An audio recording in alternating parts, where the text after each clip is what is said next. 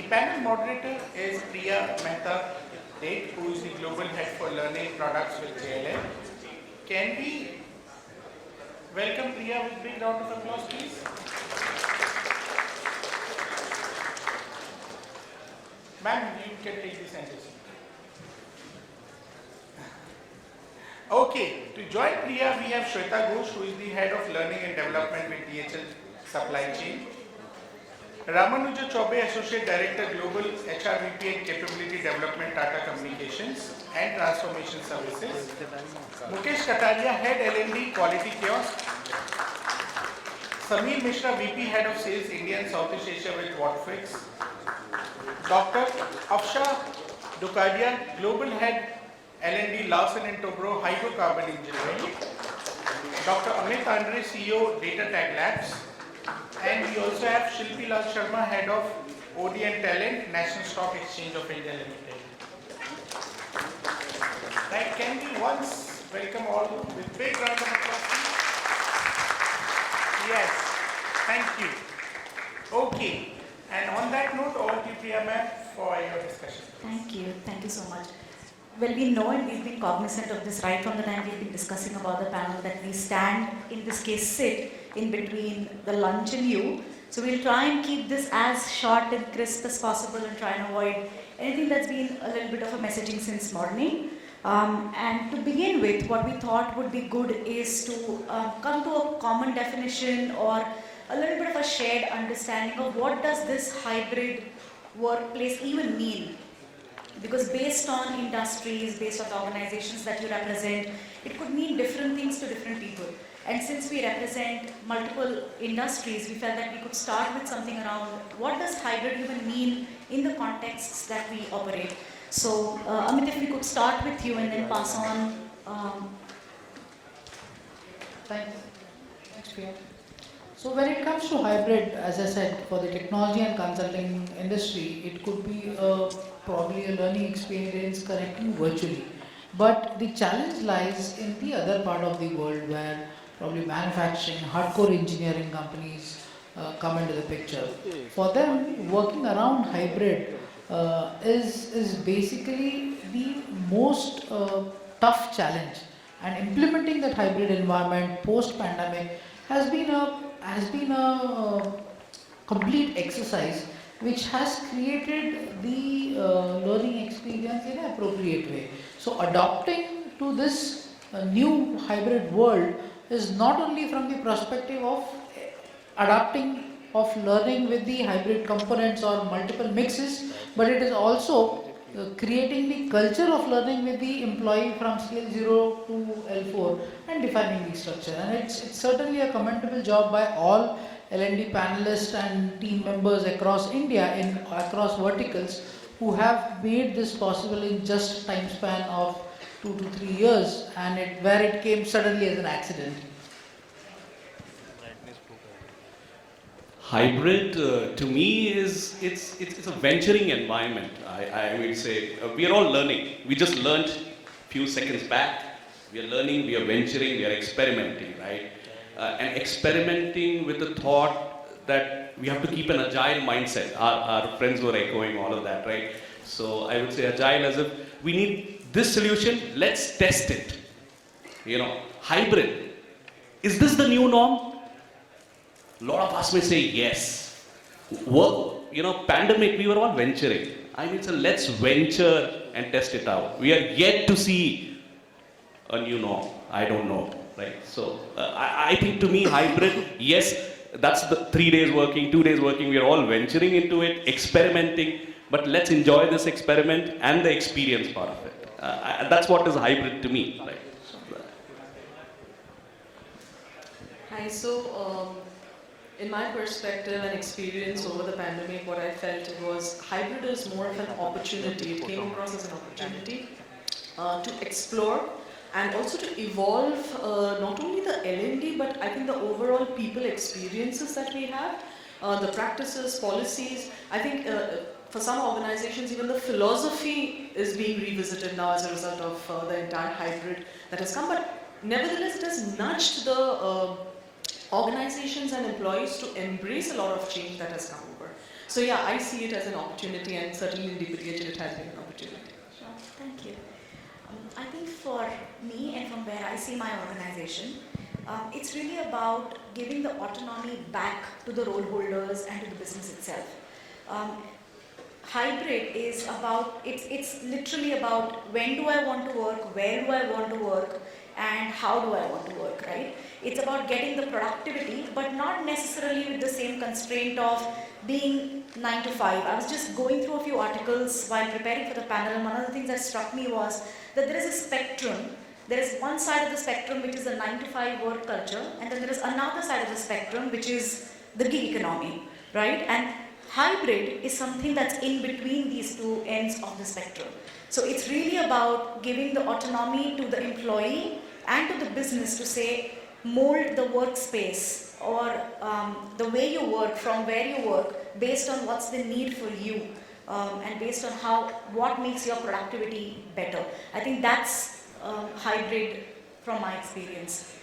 How about you, Mukesh? So I think if we could work for about 1.5 years where 100% of the organizations were having employees working from wherever, I don't think we need to get into a space where things kind of swivel back and we come back to office everybody. For me, hybrid is broken into two parts, and this is practical implementation we are doing in our organization. For people who are supporting client organizations have to work from a client location. We need to do a due diligence into how many days, what work, and does it demand people to get into a physical office. For people who are not working from a client location, then I think the survey that we did, about 50% of them say there's a win-win situation both for the employee productivity improvement and for the organization to kind of get more output out of it. So I don't think we have got a complete answer. We are all finding the right equilibrium, but the answer lies somewhere between a 50 to 60% workforce working in the hybrid mode. That's my take. Thanks, Mukesh. Well, I represent an organization which is spread across multiple geographies. It's a multilingual organization as well. And for me, I would say hybrid is basically the choice that has been given to the employee to accomplish his task from wherever he wants. But again, the importance is accomplishing this task consistently well. On top of that, I might want to add that yes, while hybrid is the buzzword right now, we at Whatfix, we believe that at the workplace provides a very conducive environment for problem solving, and that too which amalgamates diverse ideas. So for example, if I'm at a coffee break, right, I'm able to overhear people or probably just understand some new innovations which probably a Zoom or Microsoft Teams might not have enabled. So I think it is all about problem solving and getting all those diverse ideas at one place. That's what for me is hybrid. Thank you for the question. I represent hydrocarbon vertical for L&T. For us, oil is oil and data is also oil. And when I was speaking to ma'am, and I said that, we are so invested into the Atmanirbhar Bharat scheme that when we are not finding oil for ONGC or Saudi Aramco, we are making oxygen ventilators. So, yeah.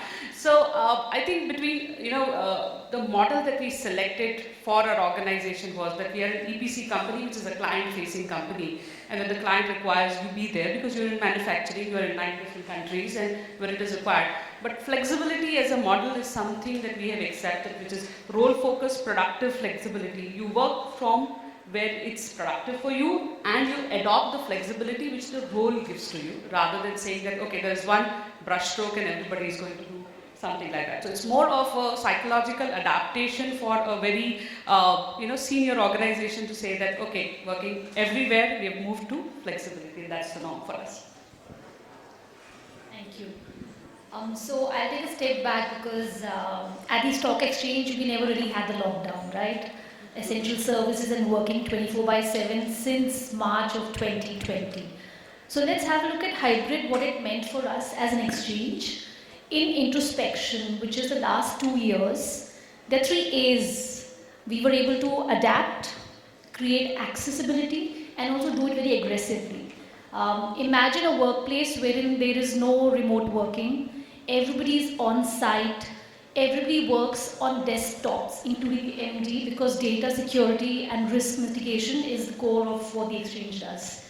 To be able to move from there to where we are now, which is a lot of opportunities, because we are able to kind of access and make things available virtually now to our employees. Flexibility, because now we do have some portion of our guys who are able to work remotely. And agility. Imagine till about 2 years ago, the disaster downtime for the exchange was 4 hours. And now in the last 2 years, we've moved it to 45 minutes. So that's what I mean by agility. And I think a lot of whatever strategy or the vision that the organization has, very much of it we've been able to adapt with agility in the L&D space. Sure, thank you. So if you just summarize what everybody said, it basically depends on the industry that you're in, it depends on the kind of roles that people play, but it still is something that will exist because the minds are getting broadened, and it could be, like Afsha said, it could literally be you work from where it's most productive for you, or it could be something to do with agility, or it could be something to do with autonomy, it could be anything of that, but that's really what hybrid is, and that's definitely here to stay, because then it's broadening of the mindset. It's not limited to the 9 to 5 span, it's actually about opportunity, it's about flexibility, it's about all of those things. So with that as a context, I'm going to actually ask Ramanuj a question first. So from this as a context, how has it kind of impacted your business strategy, or what's been the impact on the overall learning related to business strategy and things like that? Thanks. So we were a telecom organization, Tata Communications, and Tata Communication Transformation Services is the business unit we were in. So we were a managed services telecom kind of a thing. And of course, to start with it, one of the common problems which is still consistent is the oxymoron called work-life balance. I don't know. Have we solved this work-life balance? And I'm still pondering on this thought, right? While coming to the hybrid work, I mean, there was so much activity all around. We were when I was venturing is such a and that was the culture, right? We as a learning culture, we spoke so much about building the culture, and we really reworked on the culture bit. We had something called Drive. We made it drive ahead, right? That was one of the most important things to build that culture. And yes, we had all of these parameters to be unshaken. The learning as an organization was the ESAT as a part of the learning, the CSAT as a part of the learning, the ICSAT as a part of the learning. I mean, that had to be sustained with all of it. So there was a lot of experimentation, there was a lot of anxiety. But the good news was the business of telecom was growing.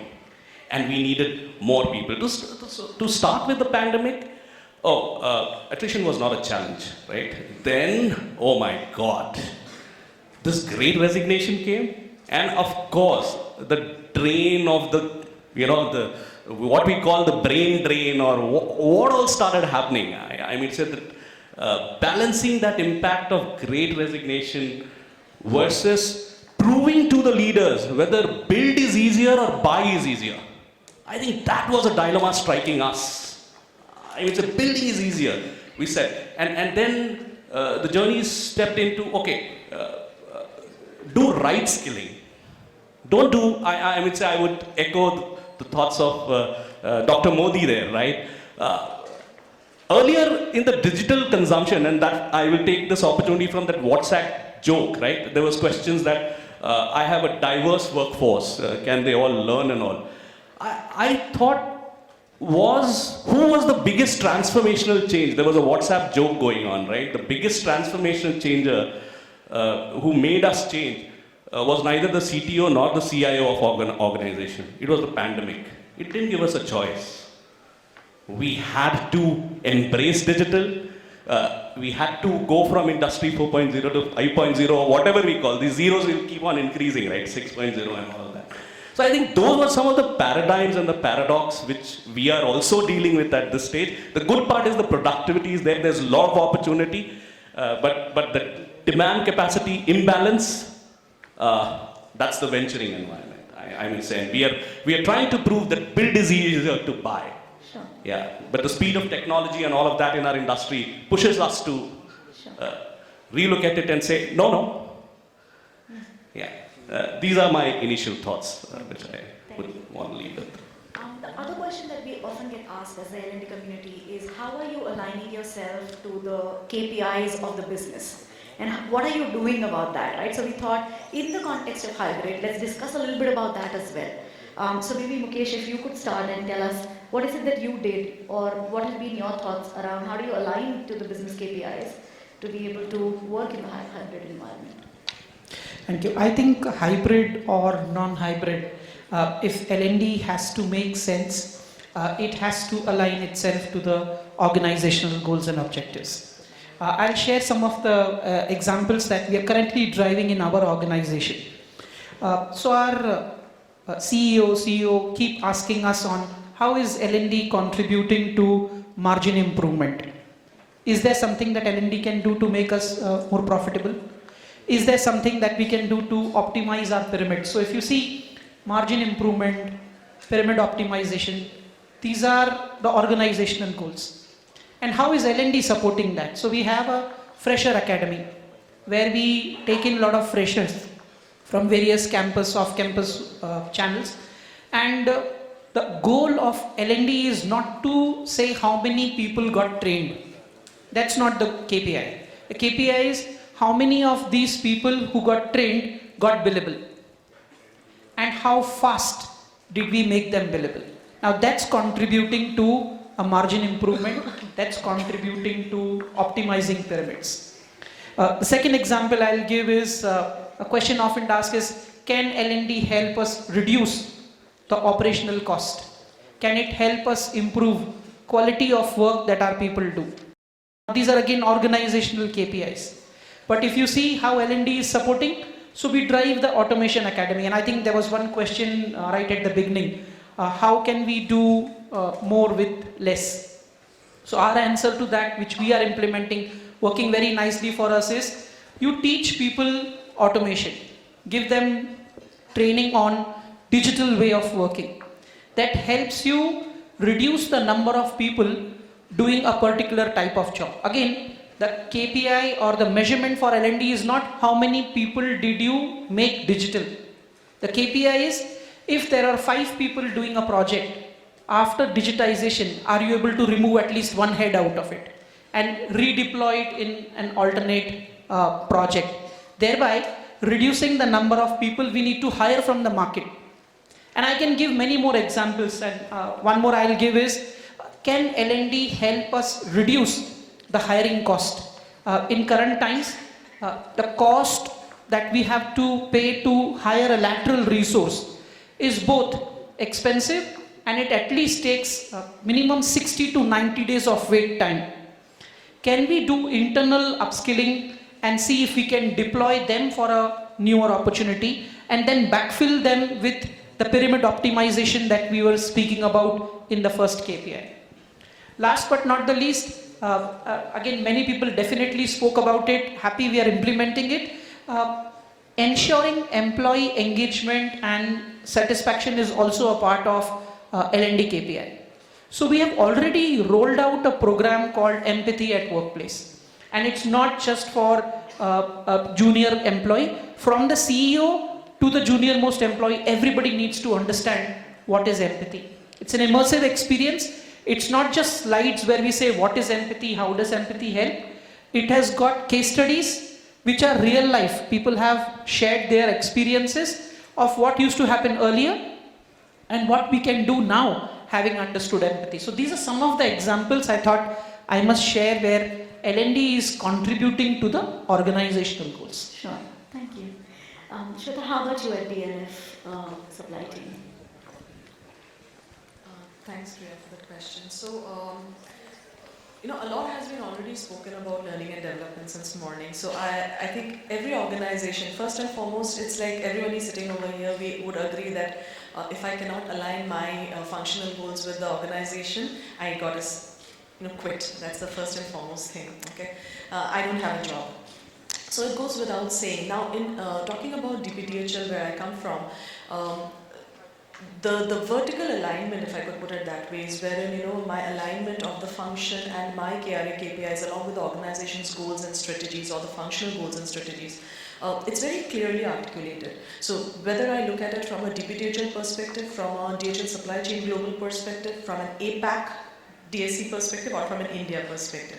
So that sounds quite easy. I think 4 layers of that. Okay, awesome. So that is something that I need to align with. But what I would certainly want to highlight here is, and I think everybody here would agree, we are not only talking about L&D, we are talking about engagement as well, right? And if I could say that employee's life cycle is like a book, then employee engagement is a spiral binding to that book. It's not the chapter in the book. Having said that, while most of us we focus a lot on the vertical alignment, without which we cannot sustain, what often goes neglected is the horizontal alignment, and that is something that we have been focusing on during the pandemic in DSC India. Now, what do I mean by that? It's not a technical term practically. All I'm saying is when I'm hiring someone or onboarding someone, my work as an HR person starts from the job description. The job description gives a person's competencies and skill sets that I'm hiring the person for. Now, when I'm hiring someone basis a particular competency or skill, is that what I'm developing? Is that what I am assessing? Is that what I'm rewarding? So it's about bringing the various verticals within HR into an alignment. Because only aligning my L&D objective with the organizational goal will not help me meet the team objectives overall.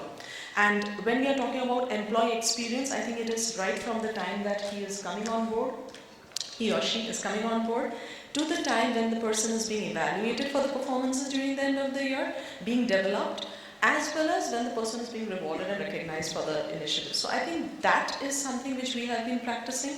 Of course, there are different ways of doing it. We still have, I would say the methods probably would vary, but I'm sure every organization does some kind of a training need analysis and identification. There would be reward and recognition platforms. There would be, of course, we have heard about a gamut of ways in which we can reach out, self-learning, VILTs or ILTs. Having said that, Priya, in my personal experience, and now that DHL supply chain is going on, last week I was in Bangalore, I was delivering a session as I told you. There are certain training programs, and I so appreciate that the speakers since morning have accepted and acknowledged that while we are talking of digitalization, while we are talking of the virtual experience, it is there to stay. It's not going anywhere, that's for sure. But also there are certain subjects, there are certain elements which only a face-to-face classroom environment can promote. And that is a feedback that I received very strongly from all the participants across the organization, and certain real-time practical challenges are always there. The Zoom accessibility, I think there are firewalls, different organizations operate differently. So you don't, like Shilpi was mentioning, so there are challenges in terms of providing that bandwidth and providing that not all the workforce will have laptops. We have to understand that. And not every employee still, particularly, I empathize with the lady who mentioned about the question, I have different generational workforces. They are still struggling with the smartphone. So really expecting them to come on a Zoom or a Teams call on the smartphone, I think that's too much of an ask for me. But being the head of L&D, I need to cater to every segment within the organization. And I think the vertical and the horizontal alignment in the organization overall has been really helpful in my experience. So what I hear from Mukesh and from Sweta as internal consultants is taking two lenses. One lens is that of really looking at what the business is asking you in terms of productivity and cost enhancement, and also taking another view which is more the life cycle of the employee, the experiences that we create, and then looking at that and superimposing that on the initiatives that we drive within L&D. Now that's from an internal consultant, so to say. So if we consider ourselves as internal consultants to the business, those are some great perspectives. Amit, from an external trend point, have you seen anything where, how are organizations aligning L&D KPIs and business KPIs? Anything that you've seen as a trend pattern? Yeah, recently what has been happening is when we talk about KPI, it is fundamentally divided into few aspects depending on the organization. First aspect is the learning intervention subject. KPI regarding subject and its applicability in the organization. You might have heard this term called emerging technologies, right? So people or organizations still not using the technologies, but considering it as emerging technologies, investing in the learning and development and people on emerging technologies. So in this kind of scenario, KPI is driven by the forecast, by the adaptability of the people, and the learning and development and the business alignment. There is another vertical to see the KPI which drives on the existing what is on plate when it comes to people. So learning for every organization is fundamentally around people, process and technology. Three important pillars of every organization. All your learning interventions are around these three pillars. And KPI of each pillar depends on its implementation within the organization either for themselves or for their customers. So that has to be defined in the way where it would be adopted cross 360 degree within the organization. I hope that suffices. Thank you.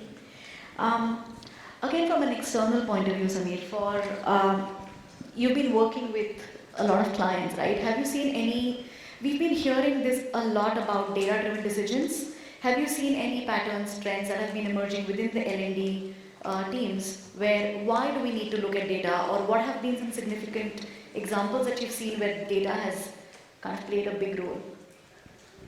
First and foremost, Priya, I think after just told the show went, I was about to say data is the new oil. I think she already mentioned that. Right. Look, something which is very innate nowadays is, and I would like to quote Peter Drucker here, that what cannot be measured cannot be managed. And I think that's something which is ubiquitous and all of us know that.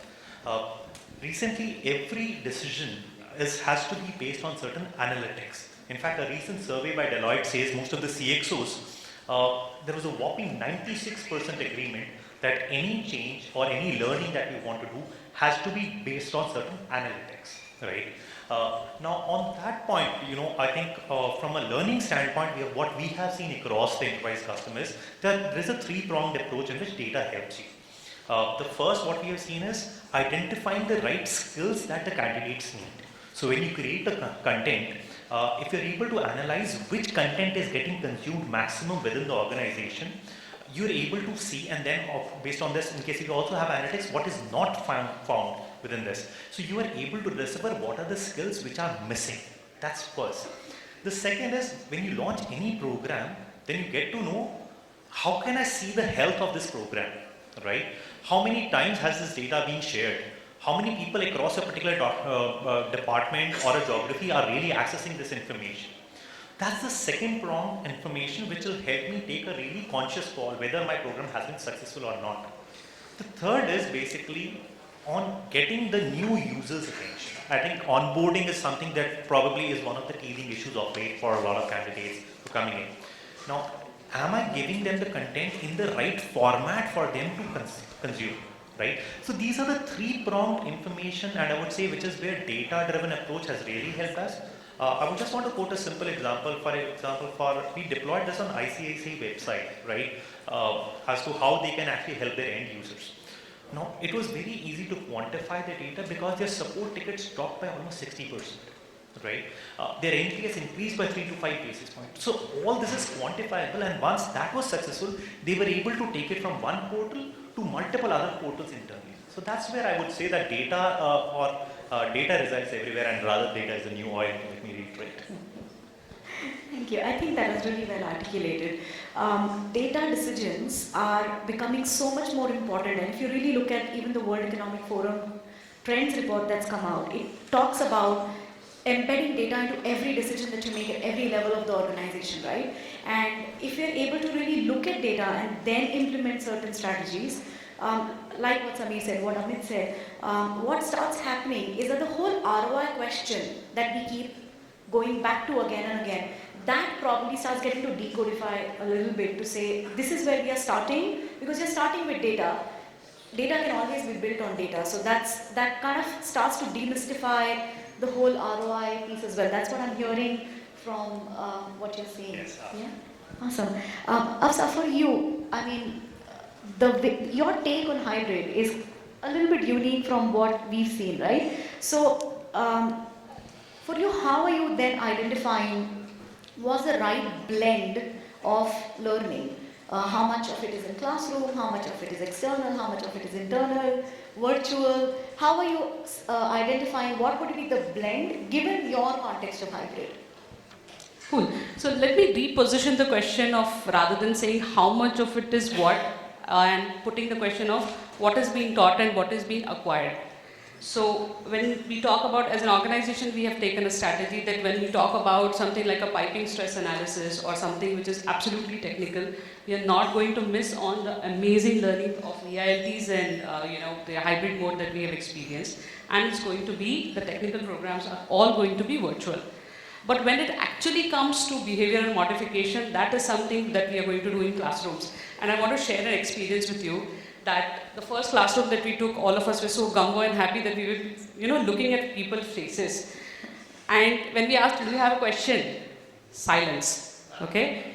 And then second class, absolute silence. And then what we did is we tried to understand from a psychological point what's happening. Then we discovered an activity called pause to unmute. Okay, let's pause to unmute ourselves and say, okay, I can talk to you, I can see you, I can see that you're looking at me, and we'll talk about it. So any behavioral modification, we'll do that. Point number 2, we have now moved on to 1:3. Any session that is happening, you will have 3 nudges, and not just a nudge as in saying, you have completed this and please do this, but a nudge which says that some floor manager is going to come and actually come and see your work, which is happening at the 70% of it or the 50% of it in our context. So that is something that we have done, that, okay, all behavioral in classrooms, behavioral modifications followed by 3 nudges, and all technical followed by a 50. So earlier speakers said that, we have got 70, 20, 10. We have moved to 50, 30, 20. 20 virtual classroom and everything, 30 on networks and peers and coachings and mentoring, and 50 in class. Awesome. Right? So that's something as an experiment we have done, but it has actually yielded a lot of results for us, and I think we should all experiment now. Thank you. That's a good take on really not looking at just the method, but first identifying what do you want to plug where, and then mapping your method, mapping the blended learning approach on what do you want to teach in what format. I think that's a very interesting take. I know we are running out of time, so Shilpi, I'm going to come to you for one of the last questions that we have. From a L&D strategy standpoint, given that the workplace is changing so fast, what are some of the long-term, short-term strategy decisions that you're making, and how are you kind of ensuring that your strategy stays aligned? I love this question. Let's first get our story right. There is nothing called short-term and long-term strategy anymore. That's a fallacy. I've been doing this for 20 years, and the kind of disruption that I've seen in the space in the last 5 years is phenomenal. If I were to put it down in terms of what an L&D strategy blueprint should look like, there are 4 aspects to it that we need to look at it from today's reality. One is agility, and a lot of my fellow colleagues have talked about it.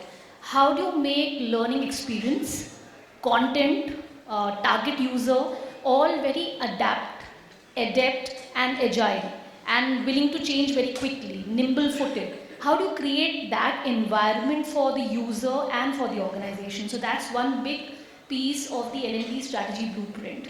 The second aspect is the whole skill gap analysis and the way we've looked at it traditionally. So skill, we look at it as to what is your role, what you need to do, where are you, and where you need to be. The future, I think today's skill gap would be a nice mixed bag of 50-50 of what is currently required for the individual or the role, and 50% futuristic. And let's not look at futuristic 20 years later. That futuristic is like 2 years from now or max 3-year time frame.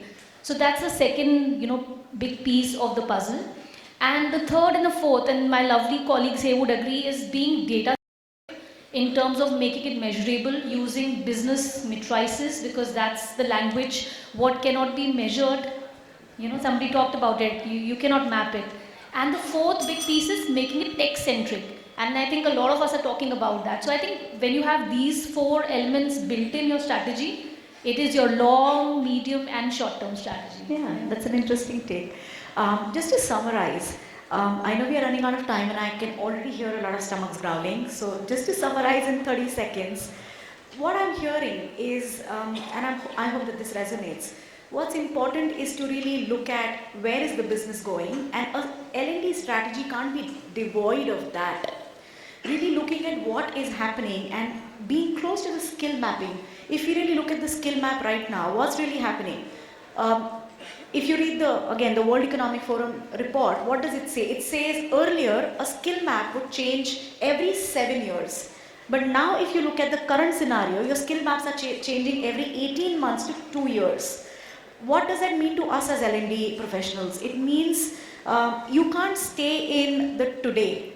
You've really got to be the listening ears who bring in outside perspective to the business and talk about the skills of the future that your business is going to need, mapping it to the strategy that your business has. And only when we start doing that, using data, using what should be the methodology, mapped to what is the topic being spoken about, looking at the generations that we have, looking at all the available tools and technologies that we have, I think that's where we are headed to. And that's what is the nudge or the push that the hybrid work culture or the model is trying to give us. So I think that's all from all of us for today. We are going to be around for some more time, I'm sure. If anybody has any questions to ask us, we'll be happy to answer those when you meet us, if there's anything that you need to talk to us about. Thank you so much for being patient and letting us sit in between lunch and you. Thank you so much.